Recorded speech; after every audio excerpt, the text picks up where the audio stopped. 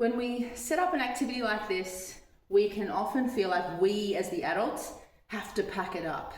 I want to show you how packing up this activity can be just as much a vestibular, core strength, spatial awareness, crossing the midline activity if we get the children to do it. So I'm here in the middle of these three containers. This has no bean bags in it, so we can just move that away. These still have bean bags in it. If I go over to reach for this bean bag across my midline, I'm using both sides of my brain at the same time. If I have the basket that the bean bags go in on the opposite side of my body, I'm using crossing the midline. You'll also notice I have to turn my head, which uses the vestibular system. I also have reflexes inside my neck that when I turn my head and I keep this elbow straight, I'm building up the AT&R reflex, which is causing a lot of distraction for our kids in class at the moment. So I'm reaching for the beanbag, opposite side of my body. I'm looking to the opposite side of my body. I'm placing the beanbag into the opposite side of my body.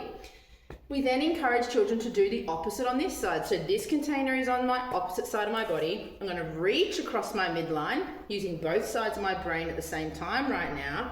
And I'm going to put the bean bags into the container. I could challenge it more by bringing the container that I need to put it in over to the opposite side of my body. You can see that I have to keep this elbow straight, move my head independently to the rest of my body. And I had to actually use my core strength for quite a while now to hold myself in this position. Even this position is a lot of challenge for kids at the moment. Ideally, it wouldn't be if we were having enough physical activity, but you'll notice even just getting children to do this activity where they're packing up bean bags from containers, they'll flop onto the ground, they'll try and avoid it because it's hard physical work, but this is the foundation of our fine motor skill development. We actually can't get to handwriting, drawing, tying shoelaces until I have these crossing the midline skills and the core strength to be able to do that. So give it a try. When we set up activities for our day, the children can pack it up, and that's going to build up their skills while they're helping you out.